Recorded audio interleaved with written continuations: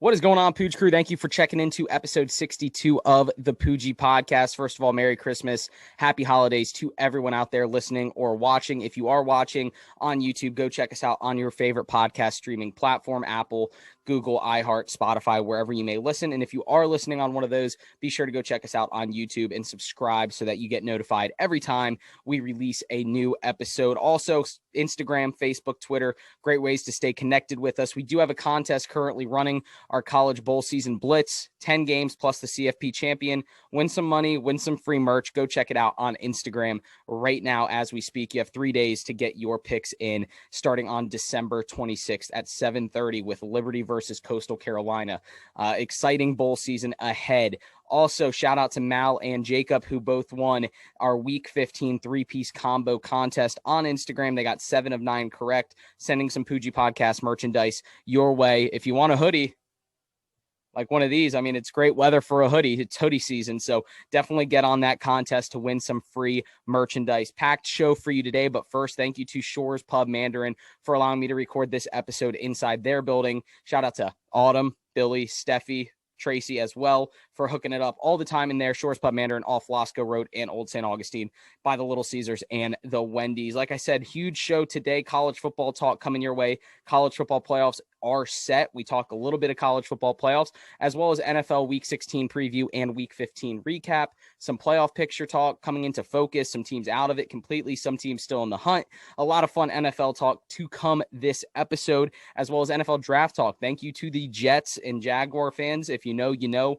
Never had the number 1 overall pick, and this might be the most important year for us to have it. And we are currently sitting with the number 1 pick. Holiday talk coming your way as well. It wouldn't be a Christmas episode without some holiday talk mixed in the middle of the episode. Shout out to Cimarron Golf Club, proud sponsor of the Poojie Podcast. Thanks for all they do to support the podcast off of County Road 210 in St. Johns County. Go check them out. They do a great job over there at Cimarron. And last but not least, special Christmas Day recording coming your way. We're going to discuss the playoff system and college football in general, maybe what some of the flaws are, what some of the best parts of it are, and we're going to blow that shit up and put it back together to figure out how to make college football better. But until then, enjoy this episode. It's time to free the panel. Let's go.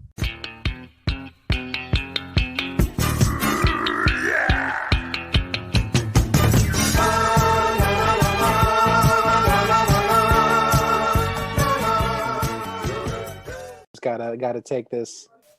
Sam, you got that mock draft? This is a big deal. So scouts, best prospect since Andrew Luck. That was in 2012.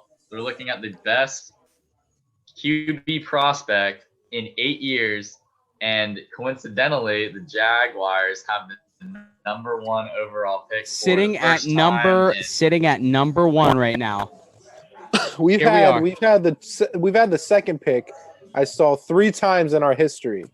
We're guaranteed at least to get a top 2 pick, and hopefully, as long as we don't screw this up, I'm watching you, Jags. I mean, do you guys think that there's any chance this gets fucked up by the Jags? Like, are we that incompetent of a franchise to where this does get messed up? Absolutely. Yeah, we're incompetent. I'm expecting it. I think it's going to be an interesting game this week because everyone is going to be holding their breaths. We're waiting to see what kind of Jags team shows up to play the Bears. And it's the Bears. You also have to see what Bears team shows up to play the Jags. Exactly. Trubisky's been playing well, though, so that's my hope. This is the number 1 matchup that I did not want after that Jets win, because this is a game that the Jaguars will win for no reason, and it's just going to piss me off. After everything that's happened this year, we are finally in a victorious position of the season. Literally, the only way we could win the season is this moment. We better not mess it up. Well, if we do mess it up, Justin, we still have one trick up our sleeve, and his name is Bill Belichick, and I think he's smarter than people give him credit for in terms of, embracing the tomfoolery. Oh shit! And my play games on Week 17 should he need to. This could be the most exciting Week 17 for the Jaguars and Jets in the history of the NFL. Everyone's going to be watching where Trevor Lawrence is going to go. But the Bears play well because they're fighting for a playoff spot right now. They're motivated. They're hoping Arizona loses, and if they win, then they're right in the running for it. So yeah, honestly, hopefully the Bears come out looking to destroy us.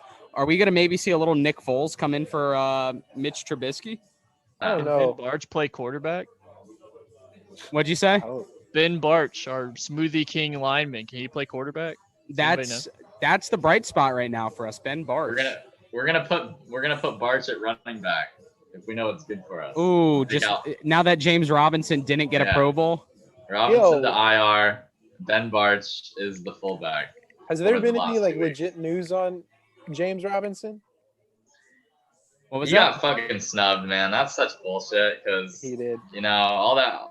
He's not really well-known name to begin with. I mean, even football fans this year oh man, I guess he played pretty good. But if he gets into the Pro Bowl, all his stats, all those deals, all those, the recognition is just so much in the Pro Bowl. I think fans like us don't really realize how big it is for the actual player. Did you see Chris Thompson? Yeah, Chris Thompson was popping off on Twitter, but let's be real, it's a product of the Jacksonville market. It's the same reason Tony Baselli's not in the Pro Hall of Fame, excuse me. Same reason Fred Taylor's going to struggle to get in. Jimmy Smith isn't going to get in. There's so many players in our history that should get in that won't get in because of the Jacksonville market. And this is just another one of those things, James Robinson not getting into the Pro Bowl because he's in the Jacksonville market. So it's just bullshit, but it is what it is. I forgot to mention this in the intro here at Shores Pub Mandarin. We are cheersing to the fact that we are in position for Trevor Lawrence. Extremely excited here at Shores Pub Mandarin. If you're ever in the Mandarin South Jacks area, right off Lasco Road, it's a great spot. As you can see, they are decorated for Christmas time. They're a very festive bar up here, fun time as always. And the UCF game tonight, I mean, let's get into some college football. What are you guys thinking, UCF versus BYU tonight? Any thoughts from you guys? I think we're all going to be watching it, and I'm curious to see how Dylan Gabriel plays. Obviously, he does really well, and then our defense kind of lets him down by letting the other team score a lot of points. Unless their name is Tulsa, then Dylan Gabriel plays bad against Tulsa. But, I mean, it's BYU. We can beat them. I mean, this is like the best case scenario for UCF is playing BYU in this type of scenario, I guess. December 22nd. Not even Christmas yet, and we already have what many believe is one of the best bowl games of the bowl season. I'm excited to see what happens. It's gonna be a shootout. I feel like the over/under is like 70+ points. If we win this game, like 10 minutes ago, 77. 77 is what the over/under set at, according to ESPN. If we win this game, how much does that help make this season a win for UCF? Or is it just a lost season and winning is just going to be whatever? I mean, a win, I don't know if it'd make it a win of a season, but it would definitely, kind of bring something back for us. Because, I mean, losing 3 games isn't. I mean, I'm more excited about this game just because I think it's a statement win. People are riding BYU so high right now that I'm more excited for this game than I was for Cincinnati because at that point we were just playing spoiler. And right now we're actually trying to win as like a marquee win against a team that many believe are a really good team. We would end up top 25 with a win. So, I mean, that's a good. And as a 3-loss American Athletic Conference team, top 25 is not that bad for us. Like, that'd be great. So I think it'd be a good redemption to what I would consider as a UCF fan a loss of a season, but it would be a good redemption to win. Yeah, I'm excited. What'd you guys think of the Final Four for the College Football Invitational? What'd you guys think? Notre Dame at 4. Bet on that back in last year. Could have bet on that last year. Notre Dame's at 4. Notre Dame's at 4, and they just lost by 24 points to Clemson. It's such a shame. They got eviscerated by Trevor Lawrence. If you go awful. Watch the Trevor Lawrence highlights in that game, sweet Christ, He's just absolutely picking them apart. It's amazing. Well, now he gets to play against Justin Fields one-on-one. Oh. I mean, not one-on-one, but I mean, these top 2 quarterbacks get to go head-to-head. That's what I like it. Well, if anyone thought Notre Dame got humiliated against Clemson, well, good luck to them. Now they play Bama, so it's not going to get any better for Notre Dame anytime soon. And what's the point of that? If you're going to put Notre Dame up against them or up in the playoff, we already saw them get demolished by one playoff team. So what's it hurt putting Cincinnati in there? If Notre Dame's this strong Power 5 team, What's the difference putting Cincinnati in there, even if you think they're going to get blown out? When Cincinnati would happily lose by 30 points. It's ridiculous. Cincinnati could lose by 30 points looking better. Everyone complains that there's going to be blowouts if a group of 5 makes it in, but there's blowouts every year. I mean, Michigan State got blown out. I think pretty sure Washington got blown out. I mean, there's blowouts every year in the semifinals, so why not just let a group of 5 go in? Yeah, they're undefeated. Let them prove it.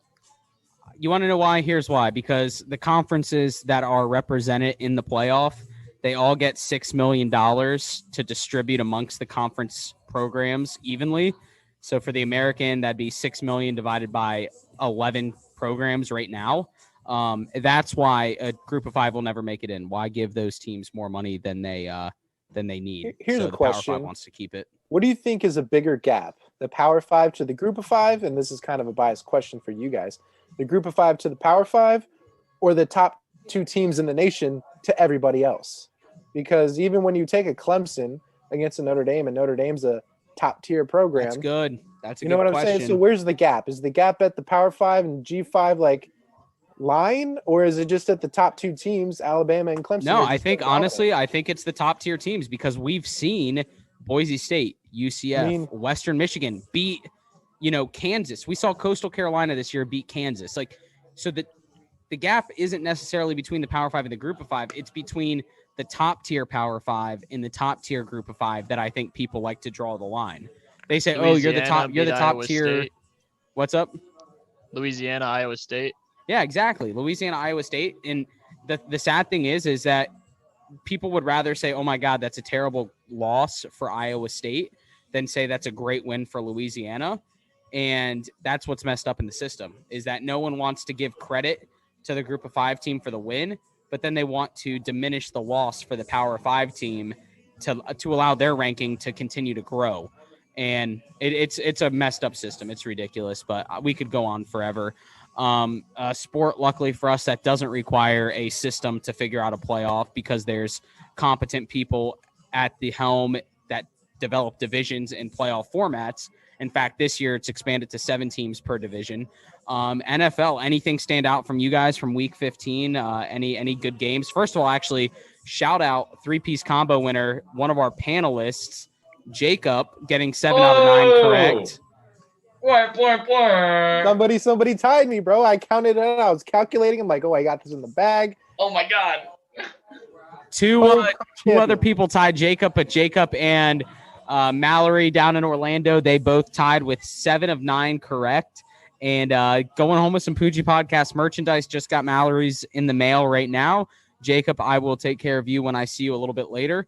But it's exciting. It's 7 of 9. I literally thought someone was going to go perfect, but just didn't work out that way. Next week, $30 is up for grabs. We're just going up by 5s every single week. So if you go 9 for 9, you win $30 next week. So just be on the lookout for week 16's 3-piece combo contest on Instagram, Twitter, and Facebook, as always. So be on the lookout for that. Anything stand out from you guys or from week 15 for you guys? Yeah.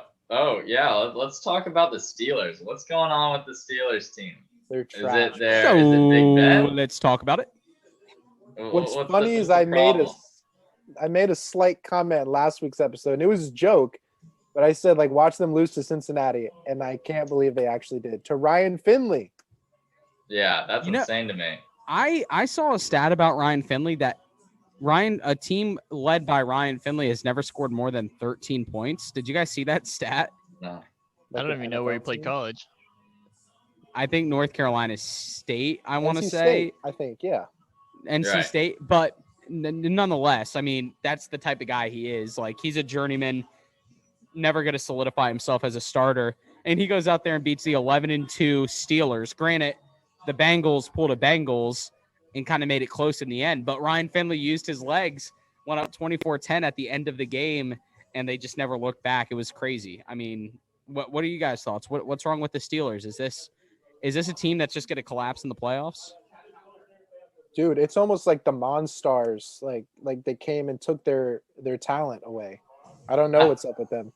Juju needs to stop doing those dances on the opposing team's middle of the field. It's like the eat the W. It's like once you do it, it's just come on, Juju's just jinxing the Steelers every week. Yeah. It is payback though, because he got rocked by somebody and caused a fumble. Yeah, I mean everyone's got to be headhunting him out there. That offense just as a whole, like the run game all year has kind of not been a Steelers run game. Right. But like Big Ben looks like he's just starting to regress more and more as the year goes on. So like they just don't have a really strong Steelers offense like normal. Yeah, I mean I was reading about Ben Roethlisberger has the most pass attempts this year, and he's like 38 years old. That's not what you want from a 38-year-old quarterback. Granted, James Conner's been out for like 3 weeks, and the Steelers can't figure out who their running back is going to be. I see Jalen Samuels, I see Benny Snell, and then James Conner's on the IR, so no one knows what's going on there. I'm sure Ben doesn't even know what's going on there. So I'm glad you brought up the Steelers. I think they're going to be a pretty easy team to face in the playoffs. In fact, if they're the number 2 seed, which now they might be the number 3 seed. Let me look. Does anyone know? Are they the 2 seed right now or the 3 seed? Regardless, all right, right now they are 3 seed against the Colts, and they're actually playing the Colts, I'm pretty sure, week 17. I think they play the Colts this week. And then they play the Browns on week 17. So if there could be a week 17 battle for the division. And then they could play each other again. I mean, the Browns play the Jets, I believe. Am I right? So if the Browns could play the Jets, and that should be, a win. We don't know. It's, the Jets might help us out even more. But then the Steelers play the Colts, who are a very good team. And then week 17, the Browns could just win and claim the division title without any tiebreaker. Do you guys see anybody getting over the Chiefs in the AFC? Like, are we talking about this all for nothing, or are the Chiefs just going to cakewalk to the Super Bowl? I don't think so. I think they're good, but I don't think they're – I'm looking at it right now. What team, in your opinion, Luke, what team poses the most threat to the Kansas City Chiefs? I'd say Buffalo is the most interesting.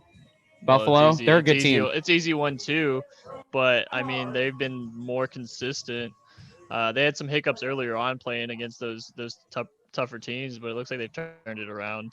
Cleveland's been really gassing it up lately, so Cleveland would be a dark horse on that side. So yeah, I personally like the Colts honestly going into the playoffs. Just let me tell you why. I think they got like one of the top 5 defenses in the league. What you guys say overall, as far as against the pass, the run, total overall, I think they got a great defense, and I think they've got a Hall of Fame quarterback. So when you combine the top defense with a Hall of Fame quarterback, usually you go pretty far into the playoffs. And I think they're rolling right now. They have one of the best offensive lines.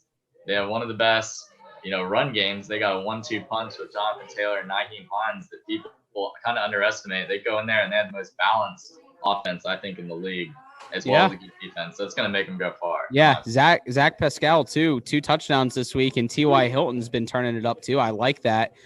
Trey Burton, right, over there at tight end, he's been turning it up a little bit.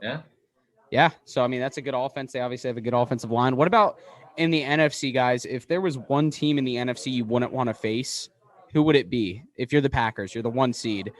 What is the one team you do not want to run into from the NFC? I mean, is it Seattle? Like, Seattle's at 10-4 right now, but they've shown some issues. I almost think, looking at this right here, I almost think the Packers have more of a direct path to the Super Bowl than the Chiefs do. They might. I mean, I'm looking at it too, and like the Saints have looked like shit. The Seahawks haven't been themselves. The Rams just lost to the Jets. The Bucks have not put together a complete game in a few weeks. Yeah. Cardinals are like 2-5 over the last 7 games, and the football team is 6-8. So it's like you look at the Packers; they are obviously the best team in the NFC right now with no blemishes. I think Washington's a bit of a dark horse team. They have a solid defense. And if you're going to disrupt Aaron Rodgers, you got to have somebody chasing him around. And chasing Chase Young, get it? Bam. I like it. Done. All pun intended. I do have some faith, though. Despite what just happened against the Jets, the Rams are still a very good team because, I mean, with McVay running that offense and that receiving core being as good as it is and Cam Akers really turning it on lately, that offense is pretty balanced. And I know they lost to the Jets, but any given Sunday, a team can beat another team.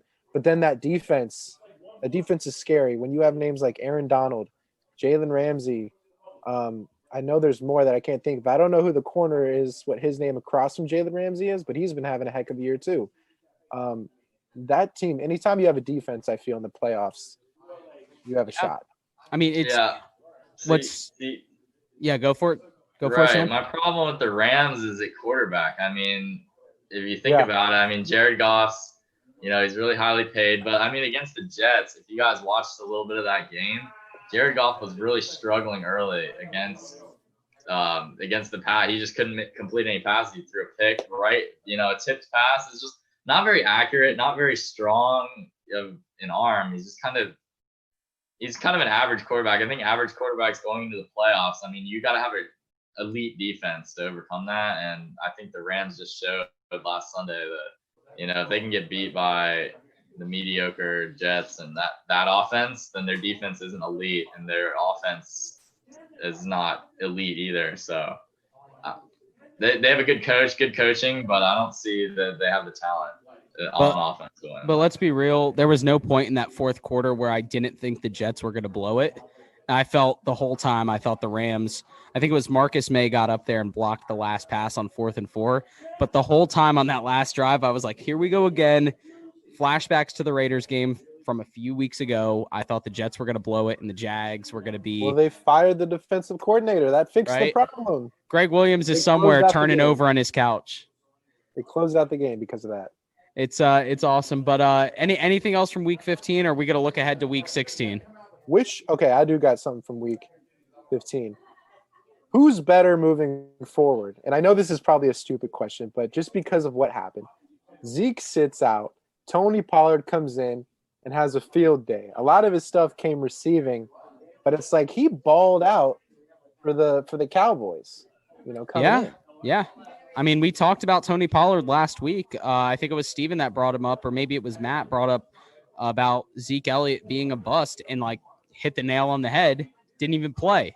Tony Pollard steps in out of the American Athletic Conference, Power 6, out of Memphis, and just turned it up for the Cowboys, made them look like a completely different team. And I think, and I said it last week and I'll say it again, the reason running backs never get big second contracts is because of people like Tony Pollard or people like James Robinson.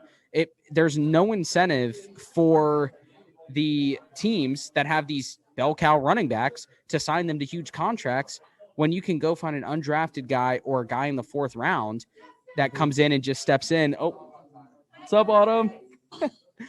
We have no incentive for the teams to sign those running backs to bigger contracts. So I think Tony Pollard is the key in Dallas. Zeke, I don't think is going to be there for too much longer, especially after the money they're throwing at Dak Prescott. And let's be real, they have Michael Gallup, CeeDee Lamb, and Amari Cooper all to keep happy. And you are dumb if you don't think they're going to go after a tight end here in free agency or in the draft. So, I mean, that offense has the pieces, I think.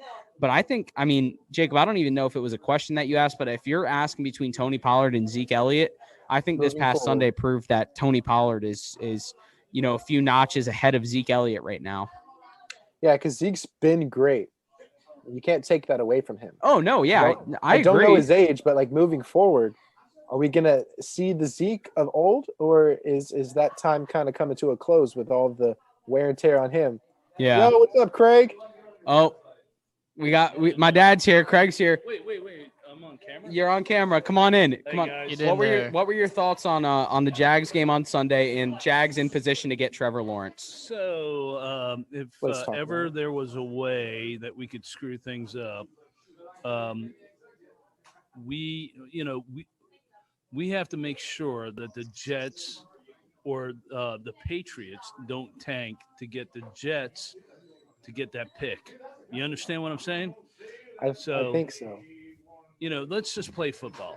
And I'm happy that we lost. He's happy we lost. I mean, guys, as a Jags fan, this is the most excited I've been going into week 16 in a long time. Is that fair enough to say? I'm trying to keep myself cool and calm though. Yeah, I don't I'm want to get trying too not- excited and see Yeah. the old Jags pull off the old W in week 17 or 16. The old 52-16 versus the Colts from last year. Yeah, I don't want to see a pointless win for nothing. Yo, honestly, I think Shad Khan's doing it just perfect. You know, keep business as usual. Keep the defensive coordinator who lets up over 30 points every game, and keep the trash ass fucking defense, honestly, that we have on the field, and keep Doug Marrone calling plays. I mean, here's what's going through my head, and I was talking to my uncle earlier today about this. I think a lot of times it does come down to having that difference maker at quarterback. We see the Browns have Baker Mayfield. The Bills have Josh Allen. We've seen what both those guys do for those teams. Bengals is look at the Bengals. If you need a solid example, yeah, of what a team can or Justin Herbert in the Chargers. Like those guys look special and they look different than. Let's be honest, they look different than Blake Bortles ever did. They look different than Gardner Minshew did. Like Gardner Minshew was a fun little gimmick, like in the city. It was great to kind of rally behind. But those guys in Baker Mayfield, maybe it took him a year or two to mature, but he's playing like the quarterback they thought he would be. So it's exciting because I think if the Jaguars can get Trevor Lawrence, that's the direction we're trending in. And we haven't had a marquee franchise quarterback guy in the history of our franchise since Mark Brunell. So here we are in position to finally get that. And I think Jaguar fans all over the place just cannot wait. And Jets fans are dreading it that they won a game.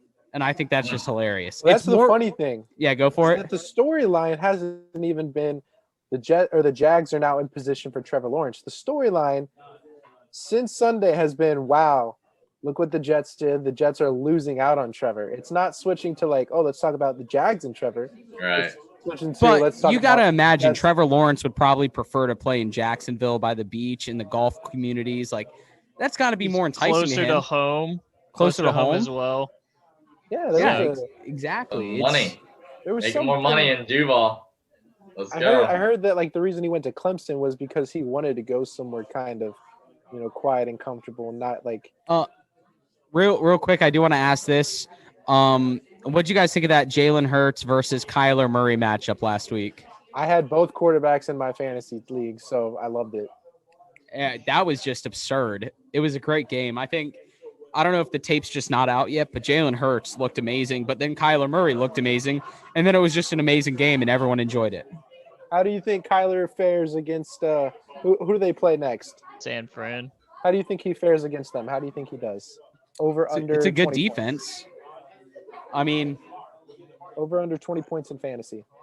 It's tough. It's a good defense against they're all right on defense, I guess. But I think I don't know do you think Kyler Murray has that clutch gene? Like this is a win now moment for the Cardinals, right? To make the playoffs. Do you think he can pull that out? I hope so. I mean, I have him in my championship this week, so that's kind of why that we're all like.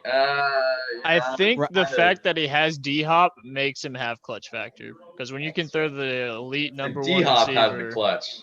D-Hop has the clutch, and he just rubs it off onto Kyler Murray sometimes. But that's true, though. Kind of like Sam said, we're all kind of just like, I don't know. Like, none of us want to buy in to Kyler Murray for some reason. I mean, his career is so young that we can't say he's got it yet because we're still waiting to see. We could say 3 years from now, yes, he does. Or we could say 3 years from now, no, he doesn't. But we haven't seen it yet. It's only his second year. Yeah. All right. Well, you can just straight up. All right. Well, let's compare him to another young quarterback. Let's take Tua from what we've seen of Tua.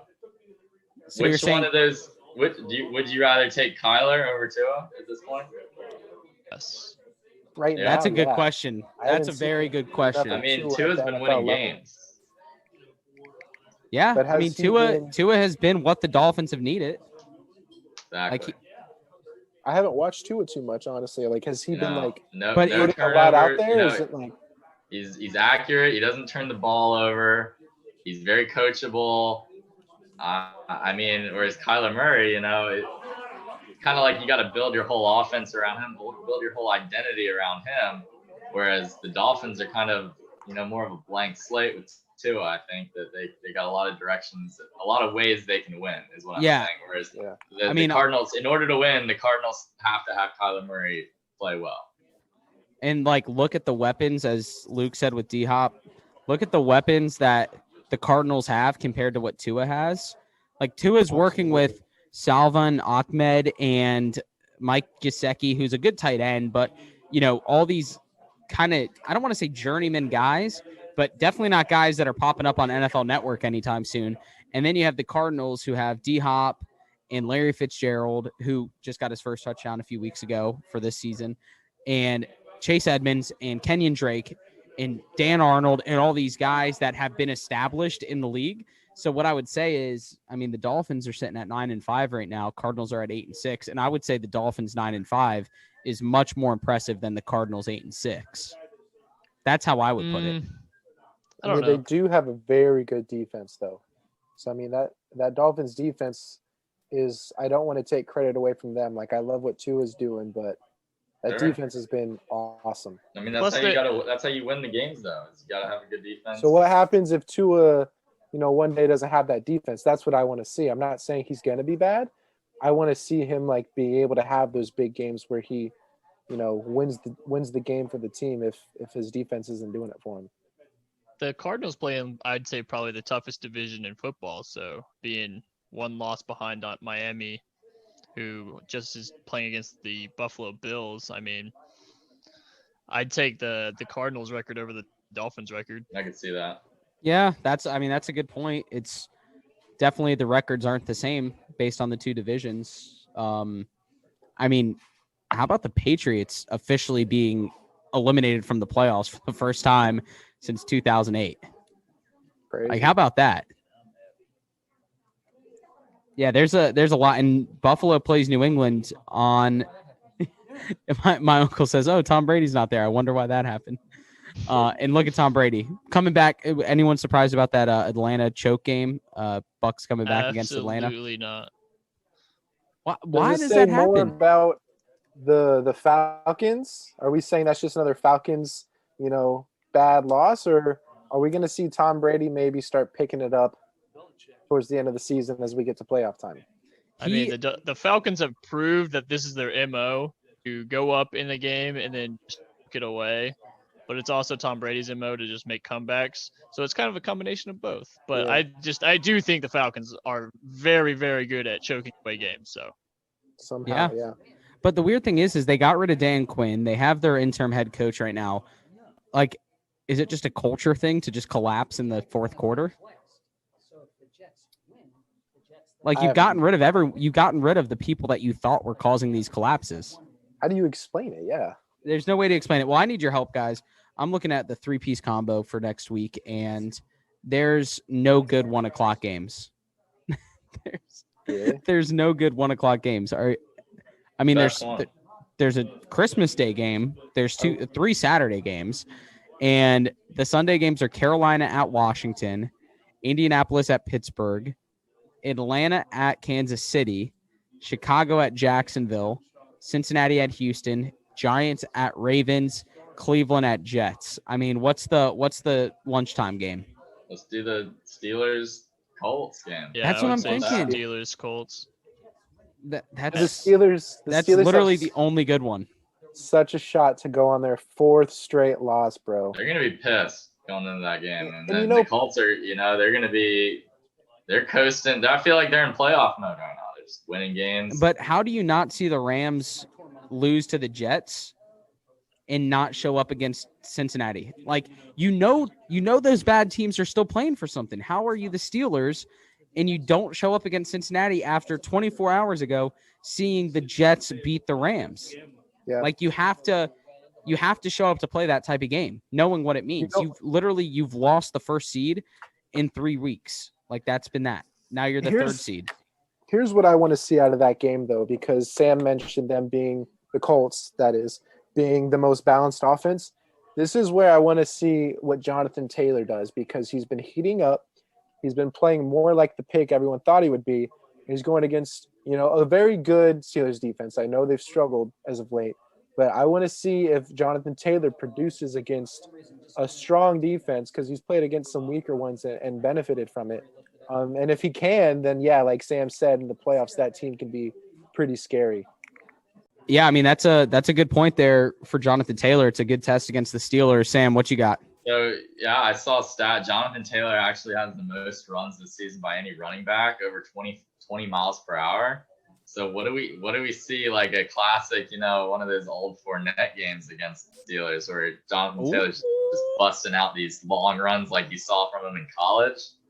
And there goes the Steelers just down the drain, their hopes. But that would be nice because obviously, I got Jonathan Taylor on my fantasy team. I'm playing Justin for $50 this week, so it's a pretty big deal for me actually. We'll see what happens. Did you see what I did last week? Benching Le'Veon Bell. Yeah, you cheesed it 100%. I don't know what the fuck you're smoking. I was really hungover on Sunday morning, and I didn't wake up until 1:30, and the games were already started. And dude, I would honestly fucking kill myself. Yeah. So I saw that, and I thought that you were trying to be like sneaky, and I was like, you drafted Le'Veon Bell at the beginning of the year. If you don't play him now, no. It's just a wasted time. I got an alert that the 2 running backs for the Dolphins were out on Saturday, so I started the Washington guy, and then Ultra, and I start Washington thinking the 2 other running backs are out. Well, I wake up Sunday 1:30 in the afternoon. The games are already started, and I see Ahmed is in. Like, I see Ahmed's already playing, and I was like, "You've got to be kidding me!" And then I lost by 1.16. 1.16. Even if DeAndre Washington is the only fucking running back on the team, if he would have gotten 12 yards, I would have won. Just 12 yards. But anyway, I deserve to lose. I cooked it in fantasy the last 2 weeks for both my leagues. So whatever. Lunch or dinner and dessert for this week is going to be fun. Rams at Seahawks is the dinner. Titans at Packers is the dessert. So those are probably the 3 best games we've ever had to look forward to on week 16. Fantasy football talk. Let's get into booms, busts, and sleepers. As I've always said, definitely go check out Thrive Daily Fantasy.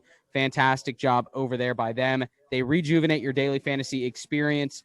It is a player prop type setup. You pick over-unders for yards, receptions, completions, fumbles, all that good stuff. And you win money, and it's the easiest thing to do.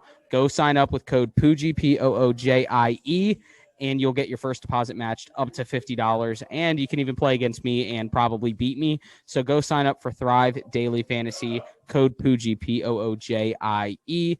And Jacob, do you have any fantasy booms, busts, or sleepers for this week 16? I mean, a lot of people have championships coming up. A lot of people could use your help. I want to say this for a boom. If you have this man, do not be afraid to start him in your championship matchup, and that's Jalen Hurts. Because I know he's only started just a couple games, but, man, he was the leading scorer at quarterback this last week, and he's going up against Dallas. Now, he's auditioning for this job. These last few games is his resume to build to say, hey, next year, this is my team, this is my job. So I think he balls out.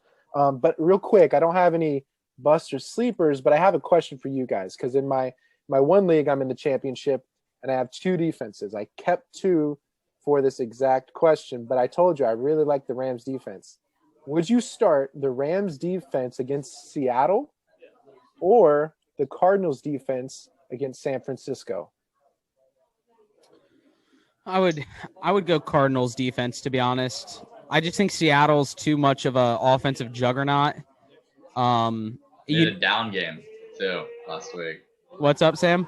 The Seahawks had a down game last week too, so they're gonna Wilson's gonna be fired up. I think in these divisional games, especially like this one's literally for the division, I'm pretty sure. I think Russell Wilson has that different. He's got that different gene inside of him, right? Like, he'll be able to put it together offensively. The Rams, like we mentioned earlier, 23 points against the Jets. Like, that's embarrassing. I would go Cardinals at home against San Francisco, who have also been playing in Arizona. So this is kind of a double home game for both teams. Oh, that's funny, actually. I If didn't that even makes think sense. about it like that. I'm glad you brought up the Saturday games. I'm going to go with my boom is going to be Antonio Brown this week and Leonard Fournette. I think both offensive players from the Bucs are going to pop off against Detroit. Maybe Antonio Brown's more of a sleeper, but Leonard Fournette, if he's still starting because Ronald Jones is out, I'm going to go with the Bucs offense having a great game against Detroit. We saw Tannehill tear up Detroit this past week. We saw Derrick Henry destroy the Lions as well. I think the Bucs are going to have a hell of a game against the Detroit Lions coming up on Saturday. Wow, betting on Leonard Fournette. That's a bold move, Cotton. Let's see how that plays out for you down there. It's not going to play out well, let's be honest. Yeah. That's classic. Fournette has a perfect matchup, and he fails to score at the 1 yard line, however many times, and you end up with a solid 2.5 points. But I'm gonna throw out something there as far as some fantasy advice for you guys, including the guys on the panel. If any of y'all are listening, if you have Kirk Cousins on your bench playing New Orleans, you're gonna want to go ahead and slot him into your starting lineup, Justin. Just gonna let you know, if you don't do that, it's not gonna be looking good for you on Sunday. So you think Kirk Cousins against New Orleans? It might sound bad, but it's actually a better play than you'd think. So, can I ask you a question, Justin? Do you happen to have Kirk Cousins on your bench? Yep. Oh, okay. So Sam's trying to use the podcast to get me to play Kirk Cousins over Tom Brady against him. Hey, if you don't, just thanks for the money. That's all I'm saying. I'm gonna whoop your ass, so it doesn't even matter, Sam. You're all good. It's all good. Who are you guys taking, Titans or Packers? Ooh, that's a great game. That's a good game. That's like the best Sunday night game we've had all year. And it's such a great matchup of teams because it's like Derrick Henry against that run defense of the Packers, but then Aaron Rodgers against that bad pass defense of the Titans.